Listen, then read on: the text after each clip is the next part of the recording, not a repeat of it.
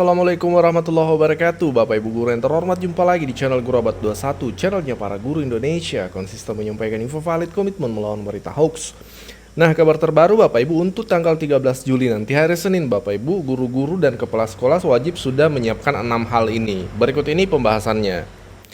Jadi baru-baru ini Kementerian Pendidikan mengeluarkan Keputusan Menteri Pendidikan Dasar dan Menengah Republik Indonesia nomor 198 tahun 2026 tentang uraian materi masa pengenalan lingkungan sekolah ramah MPLS. Bapak Ibu, kan hari Senin tanggal 13 itu sudah mulai ya untuk MPLS. Nah, ada 6 hal materi penting dan ini menjadi materi utama yang sekolah perlu siapkan Bapak Ibu. Dan ini kita lihat langsung ya ke tabel materi MPLS.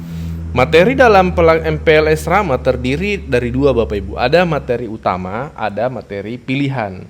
Nah, materi utama ini ada 6 nih Bapak Ibu.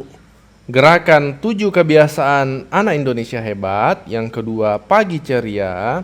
Yang ketiga, sopan dan santun bermedia sosial. Yang keempat, budaya senyum, salam, sapa, sopan, dan santun. Kemudian yang kelima, gerakan Indonesia aman, sehat, resik, indah atau ASRI. Kemudian yang keenam, gerakan rukun sama teman. Ini 6 materi utama yang Bapak Ibu perlu siapkan, urgen untuk menyiapkan dalam jadwalnya, dalam rundown kegiatannya untuk MPLS yang mulai hari Senin nanti tanggal 13. Selain itu, ada materi pilihan Bapak Ibu. Ya, ini ciri khas sekolah. Materi lain yang dibutuhkan oleh sekolah.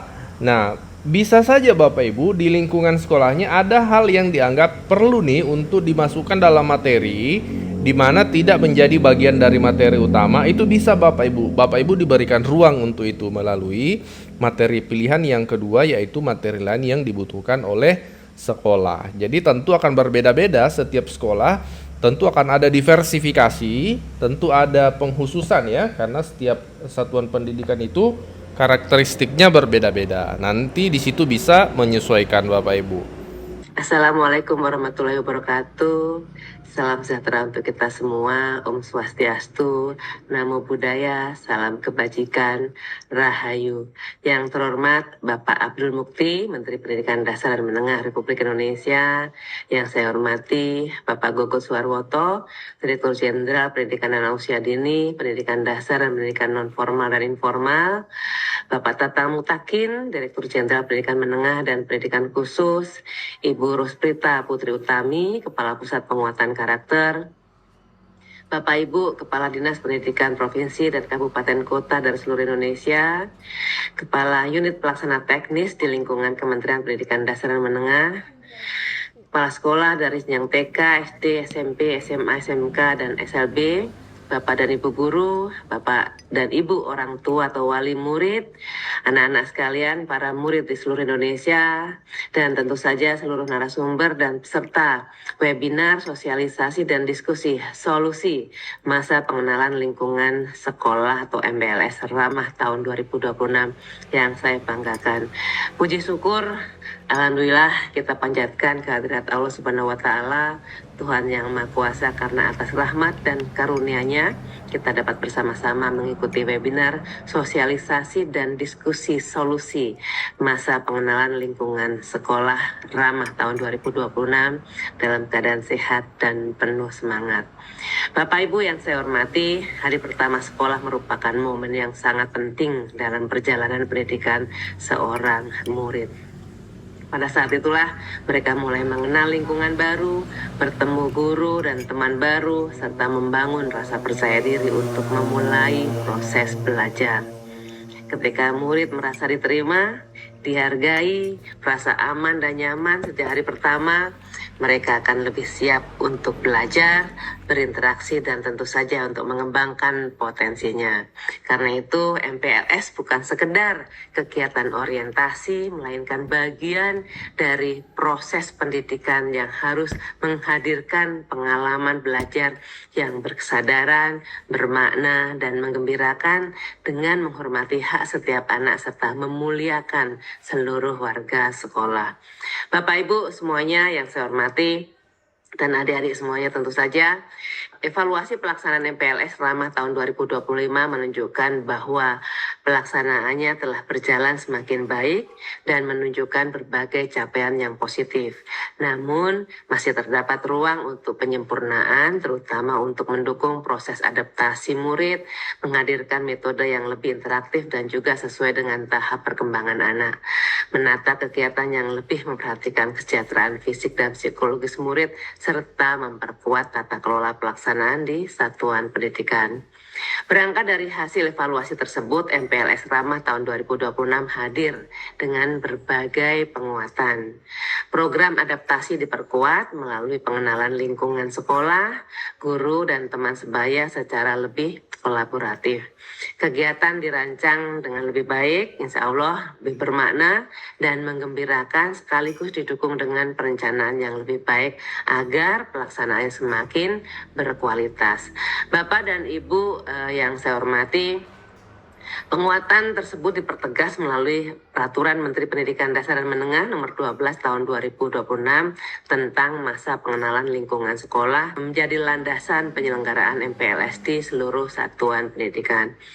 Regulasi ini menegaskan bahwa MPLS merupakan momentum strategis untuk membangun budaya sekolah aman dan nyaman sejak hari pertama sekolah.